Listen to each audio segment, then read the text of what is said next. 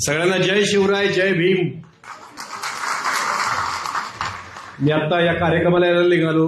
माझे साडू माझ्या बरोबर आहेत. ते म्हणले एवढं कोट-बीट घालून अवॉर्ड फंक्शनला चालल्यासारखा का चाललाय. म्हणलं माझ्या इंडस्ट्रीतले सगळे अवॉर्ड झक मारतील, ऑस्कर सुद्धा झक मारल असं अवॉर्ड फंक्शन इथं आहे. मी नटून थटून जाणार म्हटलं.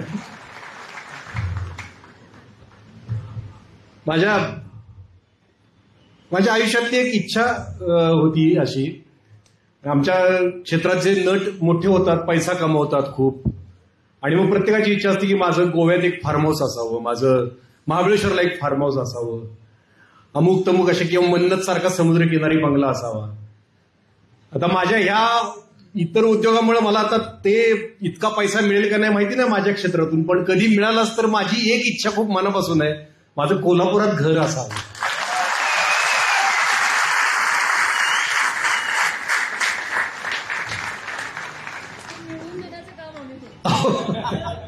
खूप बरं होईल, माझी ती एक इच्छा आहे. सगळ्यात पहिल्यांदा तथागत गौतम बुद्ध, जगद्गुरु संत तुकोबराया, छत्रपती शिवाजी महाराज, छत्रपती संभाजी महाराज, महात्मा फुले, सावित्रीबाई फुले, राजर्षी शाहू महाराज आणि डॉक्टर बाबासाहेब आंबेडकर या आपल्या पूर्वजांचं, आपल्या महामानवांचं मी कृतज्ञतापूर्वक स्मरण करतो.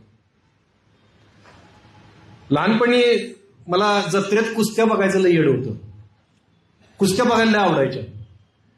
मी जत्रा असली की पहिल्यांदा कुस्त्याचं मैदान कधी येते बघायचो आणि मग वडिलांच्या मागे लागायचो, मला कुस्त्या बघायच्यात, मला कुस्त्या बघायच्यात. मग वडील मला बोटाला धरून घेऊन जायचे. कुस्त्या बघायला बसलं की तुम्ही कोल्हापुरात कुस्त्या बघता, तुमच्याला कुस्ती रंगात आली ना की सगळी माणसं अशी उठून उभी राहतात एक्साइट होऊन. माणसं उठून उभी राहिली की मला काही दिसायचं नाही, मी अस्वस्थ व्हायचो. मग वडील मला उचलून खांद्यावर घ्यायचे. खांद्यावर त्यांनी घेतल्यावर मला लख्ख सगळं दिसायला लागायचं. मग मी बारकाईनं ती कुस्ती बघायचो, त्यातले डाव प्रतिडाव सगळं बघून असं मेंदूत कोरून ठेवायचं.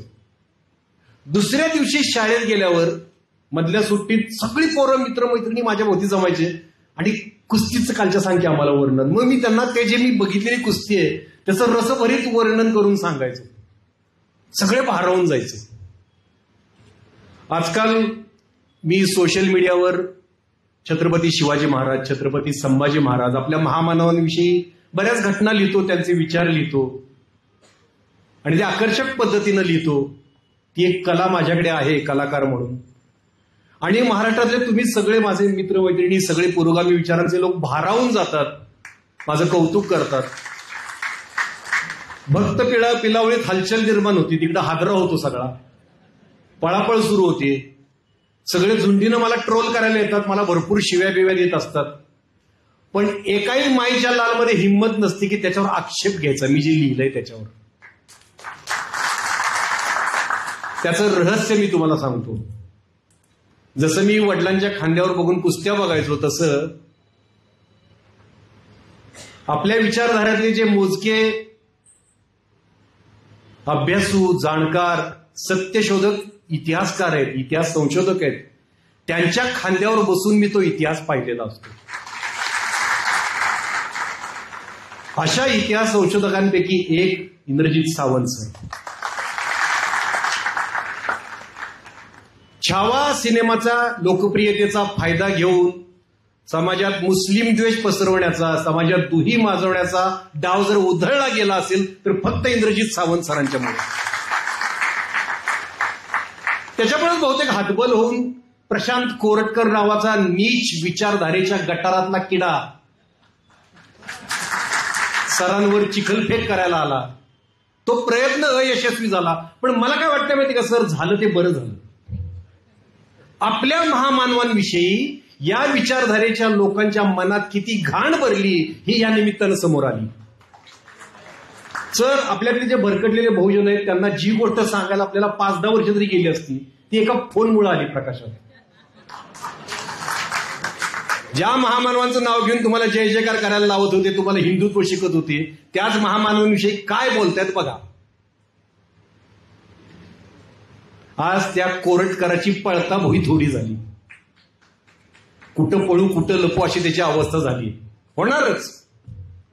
अहो, छत्रपती संभाजी महाराजांना बाई बाटलीबाज ठरवणाऱ्या सावरकर, गोळवलकर, आणखीन एक पुण्याचा स्वतःला शिवशाहीर म्हणून घेणारा एक बाजारकोण का इतिहासकार,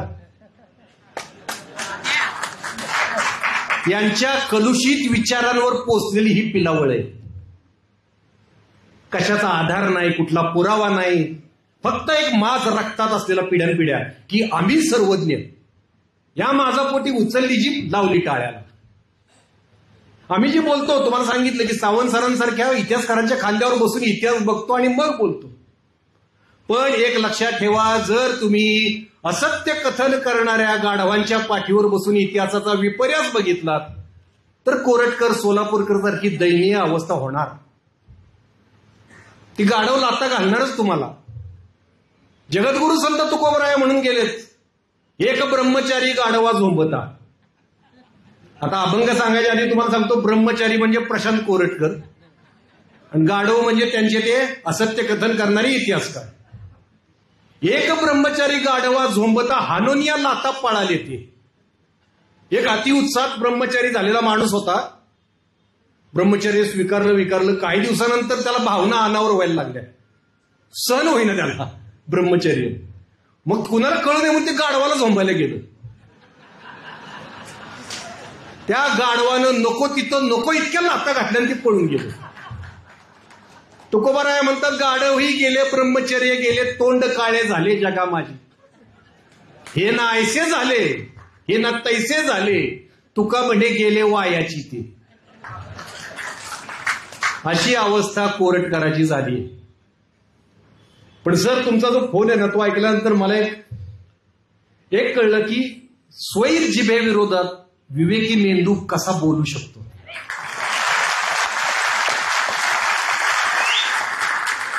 काय संयमाने तुम्ही उत्तरं दिली. मी विचार करत होतो की मी जर हा फोन रेकॉर्ड केला तर माझ्या शिव्या म्यूट करायला लागल्या असत्या.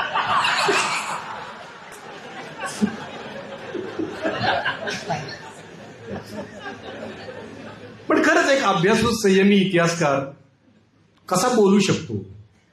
आणि छाव्याच्या निमित्तानं आपल्या छाव्यावर टपून बसलेले जे कोल्हे कुत्रे होते ते सगळे उघडे पडले, सगळे. आता जरा गंभीर विषयाकडे येऊया आपण. का असं होतंय हो? एक साधा सिनेमा येतो, लोकांचं मनोरंजन करणारा ऐतिहासिक सिनेमा येतो. त्या सिनेमामधली काही, तो सिनेमा बघून त्यातली काही तथ्य आपला एक इतिहासकार समोर आणतो. या गोष्टीमुळं एवढी आग लागायची, राजकीय वातावरण तापायची काय गरज आहे? का होतंय हे? म्हणजे तुम्ही कोरटकरला बघितलं असेल, कोरटकर एक प्याद आहे, त्याचे अनेक जणांबरोबर फोटो आहेत, ते व्हायरल झालेत. म्हणजे त्या सगळ्यांना आग लागली, त्या सगळ्यांच्या वतीनं कोरटकर बोललाय. एवढी सगळ्यांना का आग लागली? एक सिनेमा आहे, साधा सिनेमा आहे. आजकाल हे का घडतंय? गांभीर्याने विचार करा. सिनेमा, साधा सिनेमा. मी एक नट तुमच्याशी बोलतोय, सिनेमात काम करणारा नट तुमच्याशी बोलतोय. आमच्या क्षेत्राचा कसा वापर होतो हे मला तुम्हाला सांगायचंय. एक साधा सिनेमा आहे. सिनेमाची चर्चा तुम्ही 75 वर्षात कधी संसदेत झालेली बघितली का कुठल्या सिनेमाची? की शोले सिनेमावरून गदारोळ झाला, इंदिरा गांधी काहीतरी बडत असं काय झालंय? कधी सिनेमावरून झालंय का? की विधानसभेतलं वातावरण गरम झालंय सिनेमावरून? आजकाल का होतंय? सिनेमा या लोकांना एवढा महत्वाचा का वाटतो? मी 2.5-3 वर्षांपूर्वी गांधी भवनात एक भाषण केलं होतं, त्यात हे सांगितलं होतं. ते बरंच व्हायरल झालं होतं. आज पुन्हा सांगायची वेळ आली होती. त्यावेळी मी म्हटलं होतं की आजकाल छत्रपती शिवाजी महाराजांवर खूप सिनेमे येऊ घातलेत, काही सिनेमे आलेत, काही येऊ घातलेत. यामागं कारण व्यवसाय हा नाही, म्हणजे ते सिनेमे चालतात आणि पैसा कमवायचा म्हणून निर्माते काढतात असं नाही. यामागे एक मोठं षडयंत्र आहे. आता हे मला कसं माहिती? तर मी या क्षेत्रातला आहे. त्या सिनेमांचे जे दिग्दर्शक आहेत, जे मराठीतले 2-3 जण आहेत, ज्यांना मी एकांकिका स्पर्धांपासून ओळखतो, ते त्या मनुवादी विचारधारेचे ते स्वयंसेवक आहेत. लहानपणापासून कट्टर स्वयंसेवक आहेत.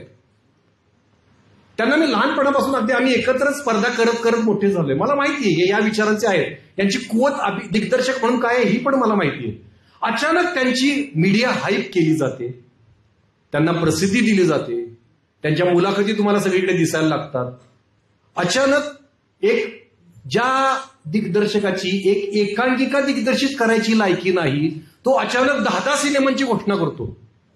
की मी छत्रपती शिवाजी महाराजांवर 10 सिनेमे काढणार आहे. अरे आपण आमच्या क्षेत्रातले कोणी तर बसले असतील, एक सिनेमा काढताना काय होतं आपल्याला माहिती.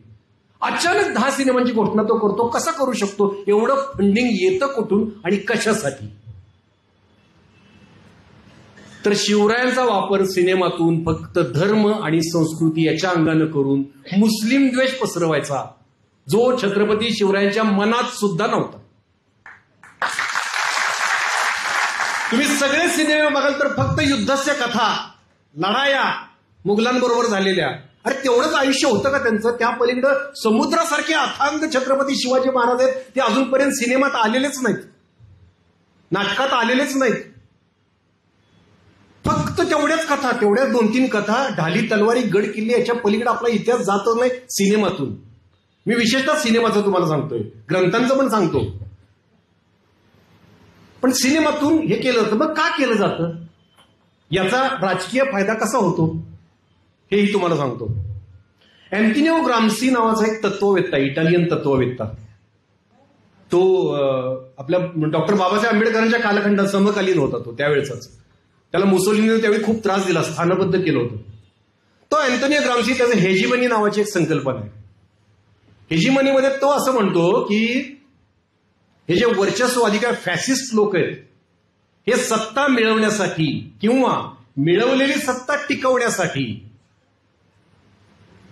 चित्रपट, नाटक, साहित्य यांच्या माध्यमातून आपल्या हव्या असलेल्या जाणीवा जनतेमध्ये नकळत पेरून कुठल्याही बळाशिवाय सत्ता अबाधित ठेवतात. कुठल्याही बळाशिवाय काही करायला लागत नाही. सिनेमातून तर त्या जाणीवा पेरल्या ना, त्यांच्या यशाचा पासवर्ड हाच आहे, सांस्कृतिक वर्चस्व. एकदा तुम्ही ते मिळवलं ना की काही करायला, आपल्या अशी 1000 भाषणं येऊ देत, त्यांचा एक सिनेमा काम करून जातो, मुस्लिम द्वेष पेरून जातो. आणि मग इलेक्शनला बघा ना, फक्त मुस्लिम एवढाच विषय होता. या सिनेमांनी काय काम केलं होतं ते बघा तुम्ही. या सिनेमांचा वापर अशा पद्धतीनं केला जातो. आणि मग आपल्याला त्या सिनेमातून सुद्धा छत्रपती शिवाजी महाराज त्या युद्धाचे कथांमधून सुद्धा खऱ्याने सांगितलं जातं, खऱ्या खोट्यांचं मिश्रण करून सांगितलं जातं. आता हे पण मी काही भाषणांमध्ये सांगितलं, पण ह्याची मी पुनरुक्ती पुन्हा पुन्हा करतोय आता, की हे वर्चस्ववादी इतिहासकार आहेत जे आपल्याला छत्रपती शिवरायांचा किंवा छत्रपती संभाजी महाराजांचा इतिहास सांगताना आपल्याशी चॅलेंजचा डाव खेळतात.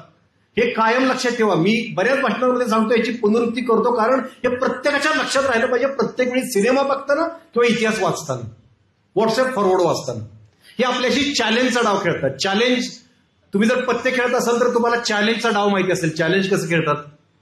आपल्या हातातल्या पत्त्यांमध्ये खऱ्या खोट्यांचं मिश्रण करून समोरच्याला खपवायचे आणि त्याला उल्लू बनवायचं. वर्चस्ववादी इतिहासकार जेव्हा छत्रपती शिवरायांचा इतिहास लिहितात तेव्हा कायम असं वाटत राहतं की आपण चॅलेंजचा डाव खेळतोय. म्हणजे चॅलेंजमध्ये कसं 2 खरे 4 खोटे पत्ते करायचे, 6 पत्ते समोरच्याला खपवायचे, किंवा 2 खरे 1 खोटा खपवायचा, 3 खरे 5 खोटे असे खपवायचे. तसंच छत्रपती शिवाजी महाराजांच्या विषयी 2 खऱ्या गोष्टी सांगायच्या, ज्या इंद्रजित सावंत सुद्धा खोडू शकणार नाहीत. आणि हळूच एकदा आपला विश्वास बसला की 4 खोट्या गोष्टी आपल्या मेंदूत मुरवायच्या. असा चॅलेंजचा डाव ते वर्षानुवर्ष खेळत आले. त्यातलं एक छोटं उदाहरण तुम्हाला सांगतो, जे अगदी आपण लहानपणापासून बघतोय. छोटं उदाहरण आहे. आपलं सर्वसमावेशक स्वराज्याचं स्वप्न पूर्ण करणाऱ्या छत्रपती शिवाजी महाराजांना एक अत्यंत संकुचित बिरुद चिटकवण्यात आले पूर्वीपासून. कुठलं? गो ब्राह्मण प्रतिपालक, पहिल्यापासून. तर आता यातला चॅलेंजचा डाव तुम्हाला सांगतो. गो म्हणजे काय? गाय. गायीला आपल्या समाजात अत्यंत आदराची, जिव्हाळ्याची, पूज्यतेची भावना आहे. बहुजन घरांमध्ये गाय अत्यंत उपयुक्त असते, कष्टकरी घरांमध्ये. गायींचं रक्षण करणे यात वाईट काय आहे? चांगलंच आहे ना. छत्रपती शिवाजी महाराज गो प्रतिपालक होते का? तर होते. हा खरा पत्ता. आता यात खोटा पत्ता, गो ब्राह्मण प्रतिपालक खपवला. कोण नाही म्हणतं याला? बरं, छत्रपती शिवाजी महाराज फक्त ब्राह्मणांचं रक्षण करत होते का हो? त्यांच्या प्रजेत असलेल्या मुसलमानांपासून 18 पगड जातीचं त्यांनी रक्षण केलं, सगळ्यांना समान न्याय दिला. पण तरी हे संकुचित बिरुद चिकटवलं गेलं. बाबा पुरंदरेंच्या इतिहासात, पूर्वीच्या इतिहासाच्या कुठल्याही तुम्ही पुस्तकात बघितलं तर पानोपानी गो ब्राह्मण प्रतिपालक, गो ब्राह्मण प्रतिपालक. मग जेव्हा आपल्या विचारवंतांनी अनेक पुराव्यांसहित ते सिद्ध केल्यानंतर 2015 नंतरच्या आवृत्तीतून तो शब्द काढला गेला, डिलीट केला. डिलीट केला म्हणजे तो खोटा होता. अशा पद्धतीनं चॅलेंजचा डाव आपल्याशी ती खेळत आली होती. म्हणजे आता छावानंतरची जी इंद्रजित सावंत सरांची मुलाखत प्रसिद्ध झाली, त्यात पण एक चॅलेंजचा डाव आहे तुम्हाला सांगतो मी. सावंत सरांनी सांगितलं की फ्रान्सिस मार्टिनची डायरी आहे, त्या डायरीत त्यांना सांगितलं की 2 ब्राह्मण सरकारकुनांनी संभाजी महाराजांना पकडून दिलं. आणि त्यांनी त्यावेळी हे पण सांगितलं की याच्यापूर्वी ते बऱ्याच अधिकाऱ्यांनी ते भाषांतर केलंय. तर त्यांनी सरदेसाईंचं एक भाषांतर सांगितलं. ते म्हणाले की त्यांनी पण फ्रान्सिसच्या डायरीचं भाषांतर केलंय.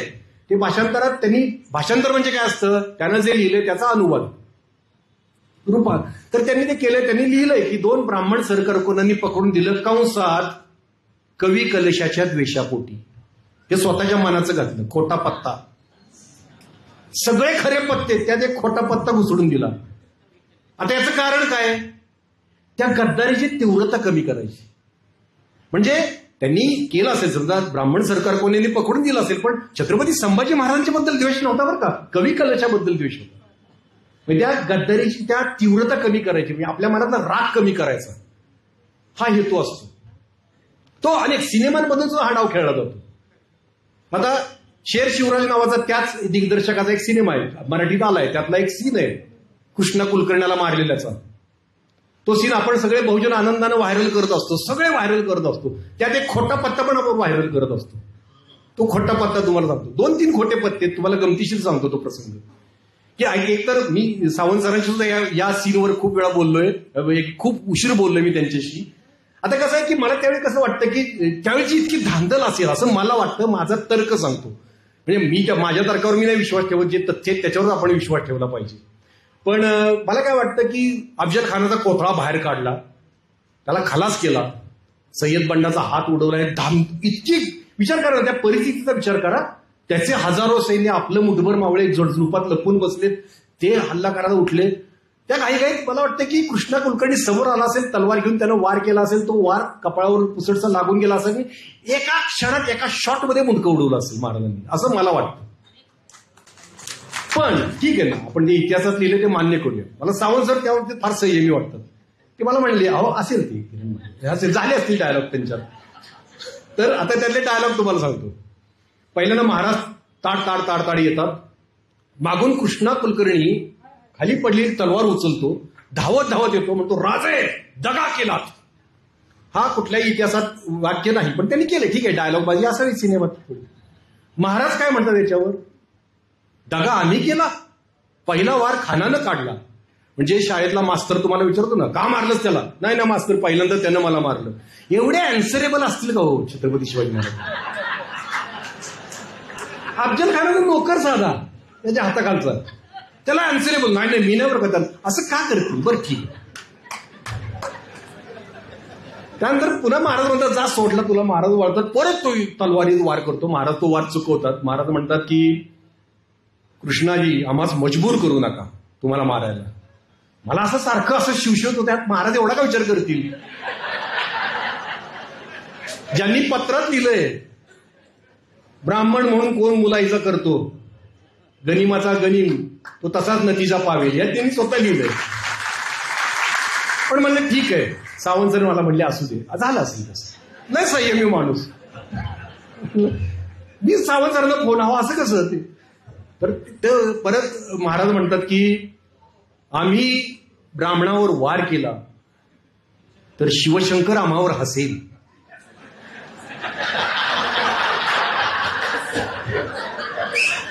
ये कब हुआ? भगवान शंकरांवरची मी सगळी पुस्तकं वाचलेली आहेत. माझी आई 16 सोमवार करत होती, तिथपासून ते डॉक्टर आळस आळंगे तात्यांनी लिहिलेल्या पुस्तकांपर्यंत मी सगळी पुस्तकं वाचली. कुठेही हे वाक्य नाही की तुम्ही ब्राह्मणाला मारलं तरी मी हसेन तुमच्यावर, असं कुठेही वाक्य नाही. पण ठीक आहे, इंद्रजित सावंत सर म्हणले काही इतिहास तज्ञांनी ते लिहिलेलं आहे वाक्य. बघा किती संयमी माणूस आहे. म्हणजे ठीक आहे. त्यानंतर पुन्हा महाराज म्हणतात की मला शहाजीराजेंनी आण दिली. म्हटलं ते पण ठीक आहे.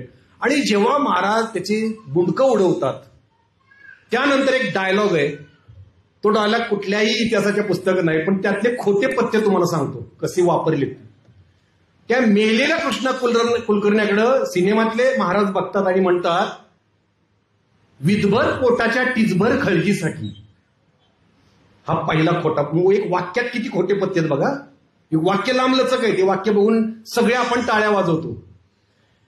पहिलंच काय, विधभर पोटाच्या टिचभर, म्हणजे यानं गद्दारी केली ती विधभर पोटाच्या टिचभर खळगीसाठी बरं का. म्हणजे तीव्रता कमी होती गद्दारीची.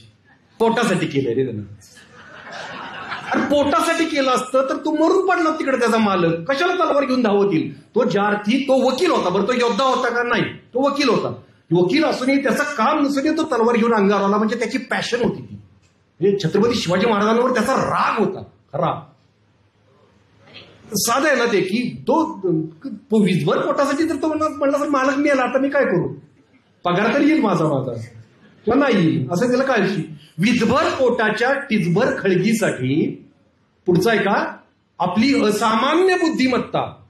कृष्णा कुलकर्णीची असामान्य बुद्धिमत्ता. असामान्य हा शब्द साधा आहे का? साधा नाही, सामान्य नाही शब्द, म्हणून तर असामान्य. असामान्य बुद्धिमत्ता. मी तुमच्याकडे मांडी घालून बसणार आहे. कृष्णा कुलकर्णीचा इतिहास सांगा, त्याची असामान्य बुद्धिमत्ता मला तपासून सांगा. काय मी सगळी शूटिंगची सुट्टी बिट्टी काढून देतो. असं कसं? बघा, विधभर पोटाच्या टिचभर खळगीसाठी आपली असामान्य बुद्धिमत्ता. पुढे आहे का, परकीयांकडे गहाण टाकणारी ही वृत्ती. आता बघा, कृष्णा कुलकर्णीने गद्दारी केली, मग कुणाकडे गेला तो? परकीयांकडे. आणि शिर्केंचं नाव घेतलं असेल तर मुसलमानांकडे. इथं मुसलमान हा शब्द वापरलेला नाही. आपली असामान्य बुद्धिमत्ता परकीयांकडे. तीव्रता कमी केली. तुम्हाला ते टोचणं कमी केलं. कृष्णा कुलकर्णीची गद्दारी तुम्हाला टोचणं एका वाक्यात कमी करून टाकलं. विधभर पोटाच्या टिचभर खळगीसाठी आपली असामान्य बुद्धिमत्ता परकीयांकडे घाण टाकणारी ही वृत्ती कृष्णा बरोबर इथेच संपून जाऊ देत. कुलकर्णी काय म्हणाला तो, ते पण तो पत्ता लपवला. पण अशा पद्धतीनं चॅलेंजचा डाव खेळला जातो. एक वाक्य त्यांच्याकडून येतं ना, एक वाक्य गाळून घ्यायचं, तपासून घ्यायचं, जोखून घ्यायचं. आपल्या गावात आपले इतिहास संशोधक त्यांना विचारायचं हे खरं आहे का बाबा, किंवा मला पुरावे दाखवा.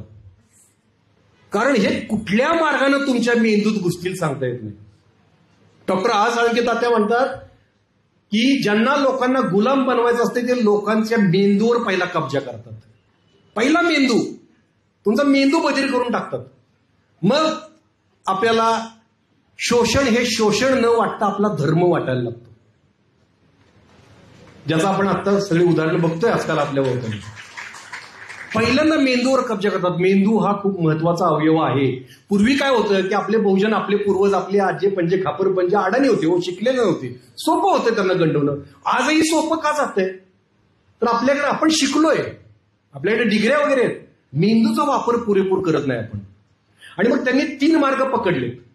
एक म्हणजे व्हॉट्सअप फॉरवर्ड, दुसरं म्हणजे न्यूज चॅनेल, तिसरं म्हणजे प्रोपोगंडा सिनेमे. याच्या माध्यमातून तुमचा मेंदू बधीर करण्याचं काम सुरू आहे. त्यामुळे तिन्ही गोष्टींवर जे काय येतं अक्षरशः गाळून जाचून परखून घ्या. चिकित्सा करा प्रत्येक गोष्टीची. म्हणजे त्यांनी सगळं खरं सांगितलं तरी सुद्धा एक वाक्य कुठेतरी असतं ज्याची त्यांनी मेख मारून ठेवलेली असते त्या वाक्यात. त्यांच्याकडून येतं वाक्य नीट वाचायचं, नीट शब्द नीट वाचायचा, त्याशिवाय विश्वासच ठेवायचा नाही. कारण आपला मेंदू हा खूप महत्वाचा अवयव आहे. मेंदू ऍक्च्युली आपल्या शरीरापेक्षा 2% वजन मेंदूचं असतं. शरीराचं जेवढं वजन असतं त्याच्यात 2%. पण आपण जेवढा श्वास घेतो ना त्यातला 25% ऑक्सिजन एकट्या मेंदूला जातो. एवढा महत्वाचा अवयव आहे. 14 अब्ज पेशी असतात त्यात. मेंदू ठरवतो की तुम्ही आयुष्यात कोण होणार आहे, तुम्ही अपयशी होणार आहे का यशस्वी होणार आहे, तुमचा उत्कर्ष होणार आहे का तुमची अधोगती होणार आहे, हे मेंदू ठरवतो. असा मेंदू आपण सहज काहीही भरून घेतो त्या मेंदूत. हे आपण आता टाळलं पाहिजे. आणि तुमच्या मेंदूत भरण्यासाठी आमच्या सिनेमा क्षेत्रातून भरभरून कचरा येतोय, खूप कचरा येतोय, अजून येतोय. पण तुमची मेंदू त्यांना तुमच्या मेंदूवर कब्जा मिळवायचा आहे. त्यामुळे आमच्या क्षेत्रापासून खूप सावध राहा. आमच्या क्षेत्रातून जे महामानवांचे सिनेमे येत आहेत, प्रत्येक गोष्टीच्या बाबतीत सावध राहा. लगेच असं उत्स्फूर्तपणे ते पिक्चर बघायला जायचं असे काय नाही. त्यासाठी काय बाहेर खलबत झाली असती तुम्हाला माहिती नाही. काय होत असतं त्याच्यामागून. उगाच नाही हो, एका गोष्टीसाठी फक्त धमकी येते इंद्रजित सावंत सरांना. का तर तो प्लॅन फसायला लागतो ना सगळा. छावाच्या निमित्तानं जो काही प्लॅन केलेला असतो सगळा, तो प्लॅन फसतो. छावाचं रिलीज का लांबत गेलो तो वर्षभर. योग्य वेळ बघून रिलीज केला गेला होता. त्यानंतरचा एक प्लॅन होता. एका माणसामुळे प्लॅन फसला. म्हणून तर अभिमानानं म्हणतोय आपण बहुजन नायक.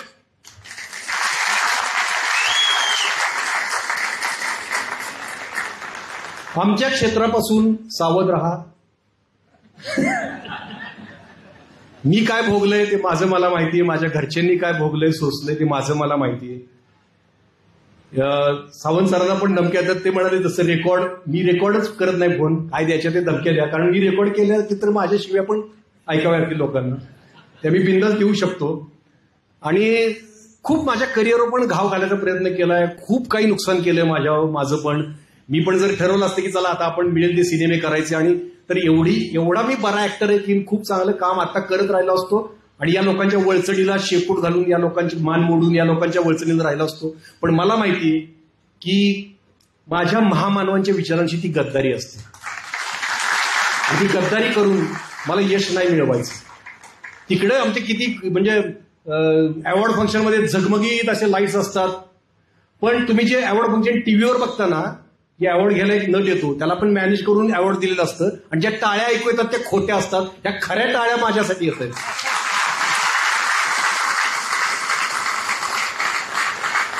त्या अवॉर्ड फंक्शनपेक्षा कितीतरी मोलाचं आहे. मला कितीतरी मोलाचं आहे. म्हणजे त्यांचं ते बोलतात, कौतुक करतात, त्यात सुद्धा विष असतं. त्याच्यापेक्षा तुमच्या कौतुकात किती निर्मळपणा आहे. एवढा मोठा माणूस इतिहास सांगतो की माझं नाव घेऊन माझ्याविषयी जेव्हा बोलतो की आमचा किरण आशेचा किरण आहे, छान वाटतं ना की हे खरं कौतुक आहे. मला कुठल्याही अवॉर्डपेक्षा मोठं आहे. त्या तिकडून जे काय माझ्याकडून मिस झालं असेल त्याची भरपाई 1000 पटीने इकडून मला मिळते.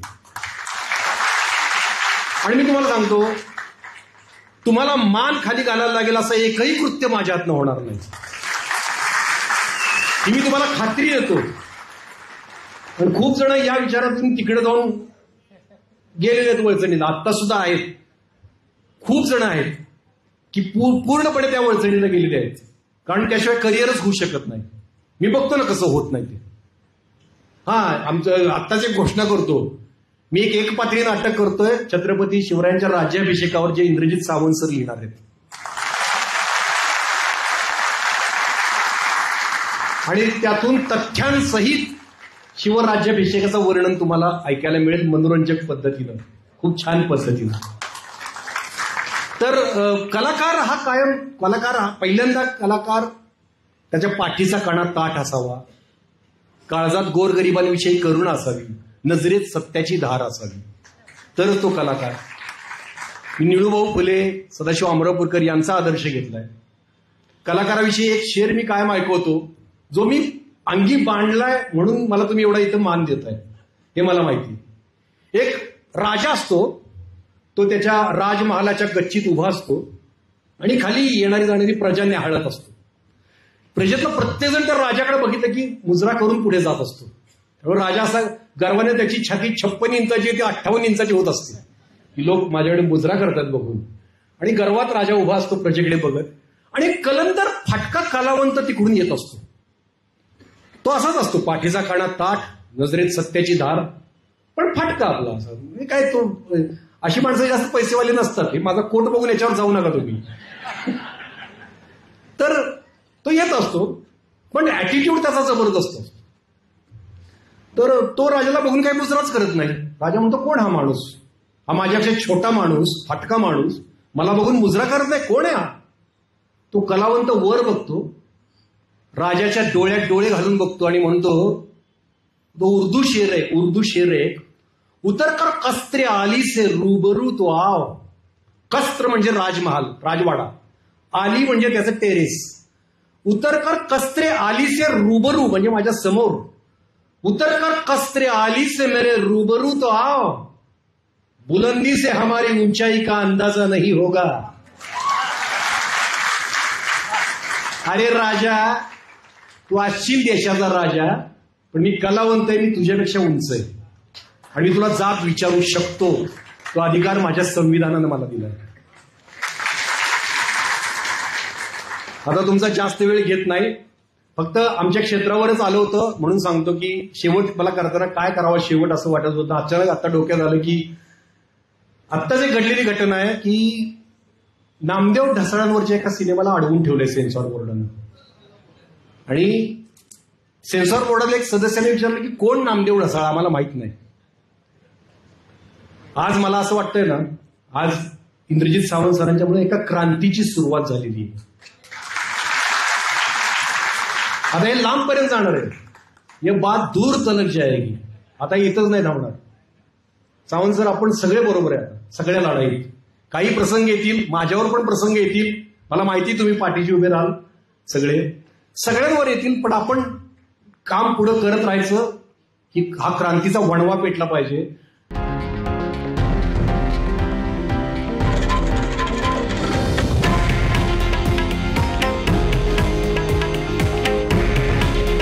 हे आहे देशातील नंबर 1 न्यूज नेटवर्क आणि आपण पाहत आहात TV9 मराठी. काळजी तुमची, हित महाराष्ट्राचं.